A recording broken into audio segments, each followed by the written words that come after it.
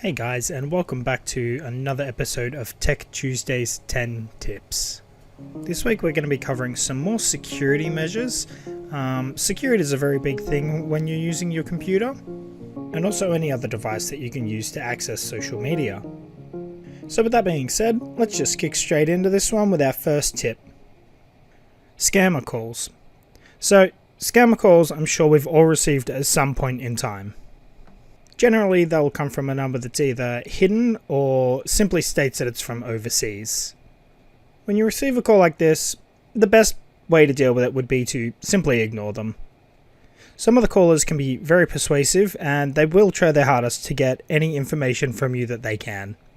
Some of them will call stating that they're from your bank of choice and that there's a problem with your account, and will generally ask for some form of information to confirm that it's your bank account.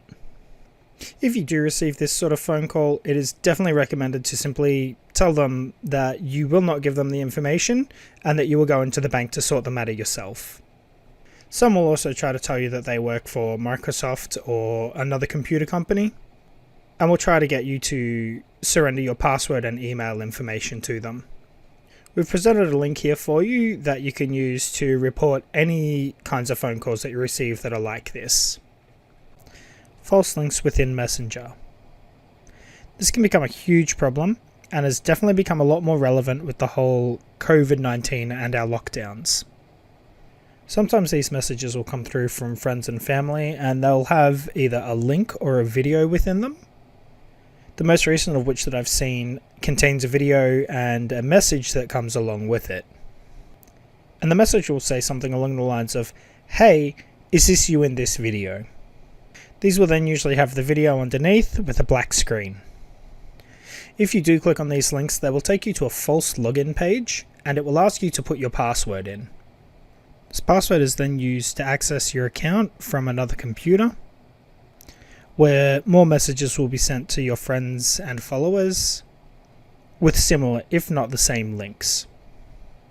If you do receive one of these, it is advised that you inform the person who has sent you the message and let them know that their account has been hacked. They can then get into their security systems and reset their passwords. It's also recommended that the person who has been hacked goes into their messages to check to see how many times this message has gone out and to remove it from any conversations. Remote in platforms.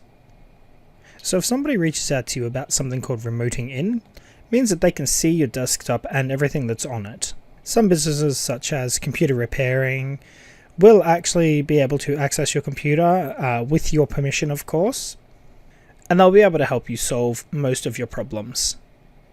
But if you receive a request for remote access from an unknown source, we would definitely recommend not clicking on it.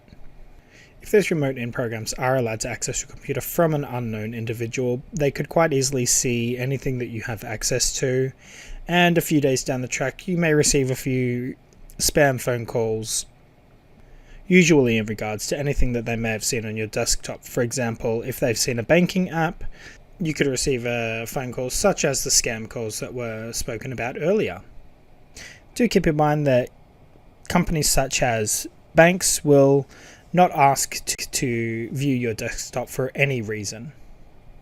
And if you do receive a request to remote into your desktop, especially via Facebook or something like that, it's suggested that you do report them. Again, that link above will be able to help you with that, and block them from being able to communicate with you as well.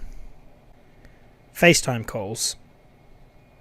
So FaceTime can be done using a variety of programs such as Messenger, Zoom, Duo, and Skype. Using these types of platforms has become very important in today's social standards. It's always good to be able to see family and friends when you're not able to leave the house to see them, but you should always ensure that you're only video chatting with somebody who you know or trust. It's never a good idea to answer a video chat or even a voice chat from a person on Facebook or any of these other platforms that you don't know. If you do receive a call from an unknown person, the best method is to just ignore the call and then block the contact. Photo sharing. Sending photos and videos to family is another one of those things that we do more and more frequently today. But something to keep in mind is that once a photo is online, it's there for good. Although you may delete it off your timeline or your feed, people have seen it, and some may have already saved it to their own computers. The safest way to go about sharing family pictures and videos would be to do it via Messenger. If you send pictures and videos via Facebook Messenger, you know exactly who they're going to. Safe downloads. When you are downloading things onto your computer, you should always be aware of what you are downloading and where it's coming from. You should always only download from trusted and verified sites and pages. Downloading is where the most damage can be done to your computer, as a virus can be planted within any kind of file. So if you receive a link from someone that you do not know or you do not trust, then you should not click on or download anything from that link. Being careful of what you post. What you post online can be very telling. It can absolutely influence people's opinions of you and can very easily be taken the wrong way. Something that you post in anger one day, even if you've removed it, can come back years down the track and cause some issues for you. For example, it could be very damaging to work prospects. This is a very important thing to keep in mind. You should always keep in mind that you are able to alter the audience that can see your posts. This will allow you to share your posts, articles, and anything else of interest with only your target audience. Say for example you see a post that you believe some of your friends might enjoy but that your family might not find as entertaining, you're able to change it so that only your friends will be able to see it. Being careful of who you meet online. Finding friends and family on Facebook can be very, very easy, but it's just as easy to find a total stranger too, and for them to find you. You should only ever accept friend invites from people that you know, or friends of friends that you trust. On occasion, you will receive a friend request from someone who has no information on their profile. These are the type of accounts that will send you rogue links and try to access your account. That's not to say that the people that you will meet online will all be like this. But what you must remember is that even if you've been in touch with someone for a long time, having never met them in person, they really are a stranger. Online companies. When you are looking to the internet for support and guidance with activities and hobbies, you should always make sure that the companies are reputable. Some sites will show you their reviews and they will be very highly rated, but the reviews will have very little information, if any. If you do intend to use these types of services, it does pay off to do a little bit of research into them first. Some of these services will be able to offer exactly what it is that you need, and others will simply perform a small task and claim that it was a difficult job. You should always be sure to check that the companies are reliable and always check for some solid reviews. Limiting children's access over the internet. This is a very important one, especially during the lockdowns. Too much screen time on an electronic device can be harmful, and the internet access of children should definitely be kept limited.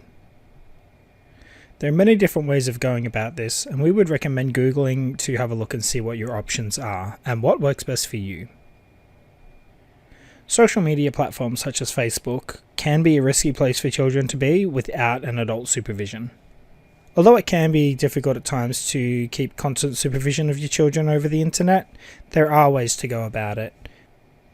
And we definitely do recommend that you monitor how long your child has been using social media and electronic devices.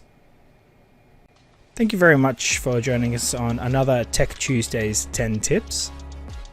We do hope that you find these tips helpful. And if you do have any questions or comments that you'd like to make, feel free to leave them in the comments section below, or message the page and we can hopefully help you answer your questions. And feel free to check out our YouTube channel for other Tech Tuesday 10 tips and a few other tutorials that we hope will help you in your technology adventures. Thank you again for joining us. Bye.